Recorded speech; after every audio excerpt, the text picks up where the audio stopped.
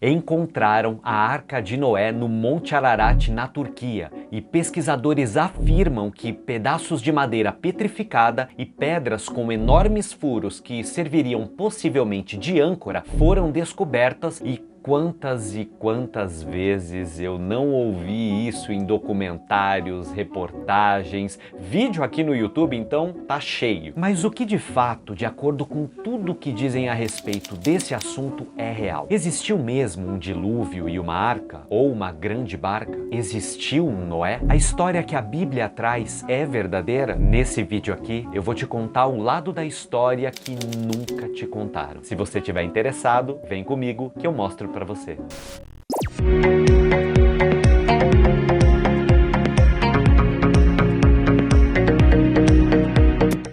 Sendo direto e respondendo as perguntas do início do vídeo. Existiu um dilúvio? Sim. Existiu um Noé? Sim. Existiu uma arca? Não. Mas então a história que a Bíblia conta não é verdadeira? É, mas é simbólica. Calma que eu vou te explicar tudo e você vai entender. Agora, aceitar a verdade, aí é com você. Já há algum tempo eu venho repetindo que houve uma ruptura proposital do conhecimento. E isso envolve toda a filosofia, as tradições e as verdades do Oriente. Então, como surgiu a história que é contada na Bíblia em relação ao dilúvio? A primeira coisa que é necessário saber é que a tradição hebraica tem origem na própria tradição da Atlântida. Se você não sabe o que foi Atlântida, tem esse vídeo aqui no canal que eu explico mais a respeito. O link eu vou deixar aqui na descrição caso você queira assistir depois. Vamos lá, um resumo de como a Bíblia conta a história de Noé e do dilúvio. Deus viu que a maldade dos homens era grande na terra e disse, Gênesis 6, capítulo 7, exterminarei da superfície da terra o homem que criei, e com ele os animais, os répteis e as aves dos céus, porque eu me arrependo de os haver criado. Deus fala que vai fazer cair um dilúvio na terra, uma inundação que vai acabar com tudo. Mas, como Noé era um homem justo e perfeito, o próprio Deus vai salvar ele e a sua família. E pede para Noé construir uma arca de madeira e colocar dentro dela um casal de cada espécie de animal. Entra todo mundo na arca e choveu durante 40 dias e 40 noites, inundando tudo. Todas as criaturas que se moviam na terra foram exterminadas. Depois que a chuva passa, a água começa a baixar e a arca parou sobre a montanha do Ararat. Noé sai da arca com a família e os animais e Deus fala que não vai fazer isso novamente e pede para eles repovoarem a terra. Isso foi um resumo muito simples, tá? Vocês sabem a quantidade de perguntas sem resposta que é possível fazer a partir dessa história, né? Por exemplo, como que 8 pessoas, todos da mesma família, repovoaram o planeta e deram origem a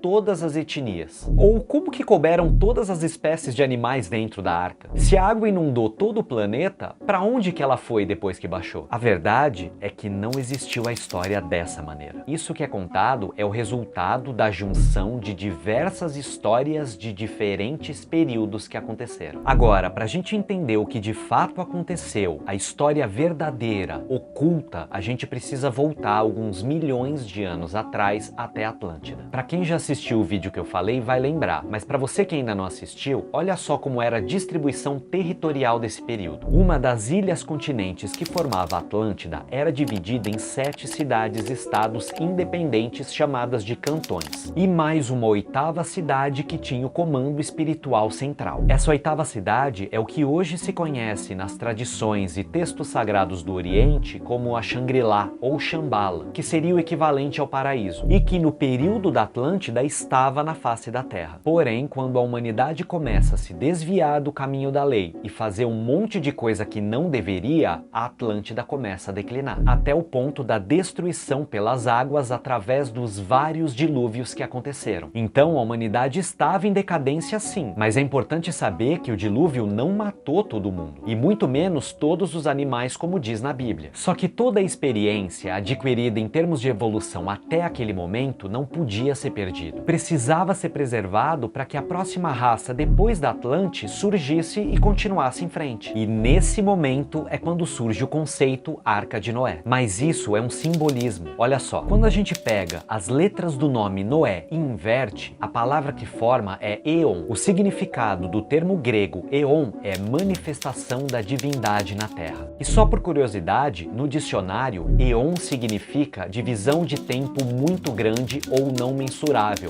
igual eternidade. E a arca tem o simbolismo de um local onde se guarda algo de valor, como a Arca da Aliança, por exemplo, onde foi guardada as tábuas com os mandamentos. Noé era sim uma representação da divindade na face da terra e tinha a função de Manu, que é um formador de povo. Isso significa que a função de Noé era realmente levar os escolhidos por ele e levar a semente do ânima, que vem de alma. E esse é um enorme erro na interpretação. Levar o ânima, não os animais. Ou seja, levar a semente das almas do que estava por vir. Aqueles que viriam ser o próximo povo, a próxima raça, a nossa, a raça ária. Vocês lembram que na Bíblia a arca pousa sobre a montanha Ararat? Ararat significa o altar do discípulo. Então, quando a Bíblia fala que Noé colocou a sua família e os animais dentro da arca e depois ela pousa na montanha Ararat, o simbolismo dessa passagem é que Noé, o Manu, o formador de povo, levou os seus, os eleitos e a semente do ânima, do porvir, para o lugar de direito. Mas onde é esse lugar? A verdadeira arca ou barca é a Agartha, a ilha imperecível. Agartha tem a mesma formação da Atlântida, justamente por ter sido construída nesse período. E o nome da oitava cidade agartina é Shambhala. Olha só que interessante se a gente analisar isso. Arca de Noé.